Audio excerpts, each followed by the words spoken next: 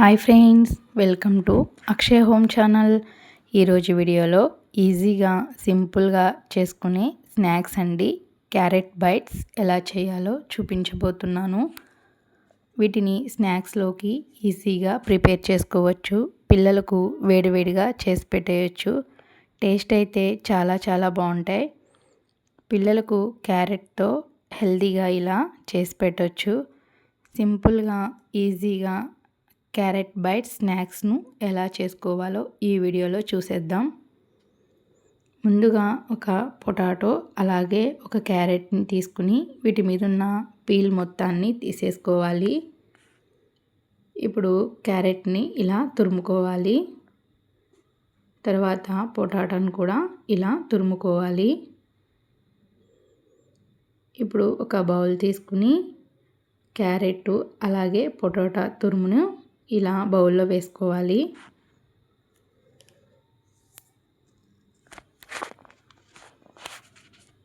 అలాగే 1 లేదా 2 పచ్చిమిర్చిని సన్నగా తరిగి వేసుకోవాలి.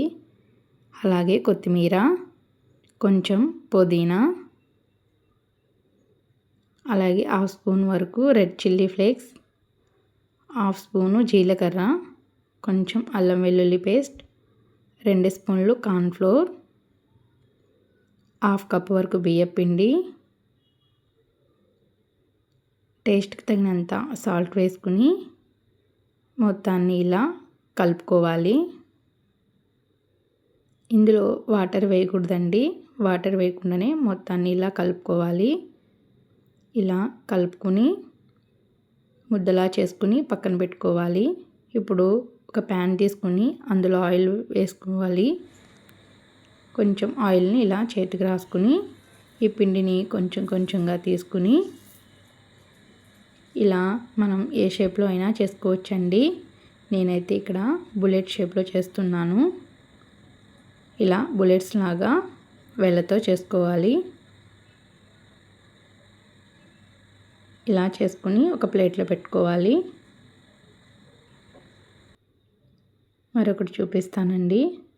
ముందుగా కొంచెం పిండిని తీసుకుని ఇలా రౌండ్గా ఉండలా చేసుకుని తర్వాత దాన్ని చేత్తో ఇలా బుల్లెట్ షేప్లోకి ఇలా చేసుకోవాలి. ఇలా చేసుకుని ప్లేట్లో పెట్టుకోవాలి. మిగతా వాటిని కూడా ఇలాగే ప్రిపేర్ చేసుకుని పక్కన పెట్టుకోవాలి. ఇప్పుడు ఆయిల్ కొంచెం హీట్ అయిన తర్వాత మనం చేసుకున్న వాటిని ఒక్కొక్కటిగా ఇలా ఆయిల్లో వేసుకోవాలి.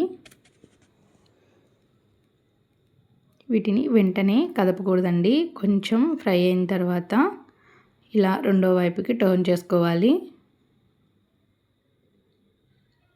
ఇవి గోల్డెన్ బ్రౌన్ కలర్ వచ్చేంత వరకు కూడా డీప్ ఫ్రై చేసుకోవాలి. ఇలా డీప్ ఫ్రై చేసుకున్న వాటిని ఇలా తీసుకుని ఒక ప్లేట్లో వేసుకోవాలి.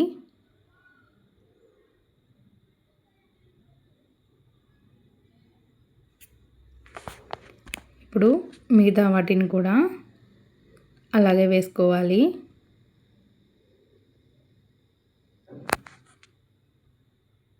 ఇవి కూడా గోల్డెన్ బ్రౌన్ కలర్ వచ్చేంత వరకు కూడా డీప్ ఫ్రై చేసుకుని ప్లేట్లో తీసుకోవాలి. అంతేనండి, క్యారెట్తో బైట్స్ అనేవి రెడీ అయిపోయాయి. ఇప్పుడు ఒక ప్లేట్లో వేసుకుని సర్వ్ చేసుకోవాలి. వీటిని సాస్తో తీసుకుంటే చాలా బాగుంటాయండి. ఈ వీడియో మీకు నచ్చినట్లయితే మా ఛానల్ని సబ్స్క్రైబ్ చేసుకోండి.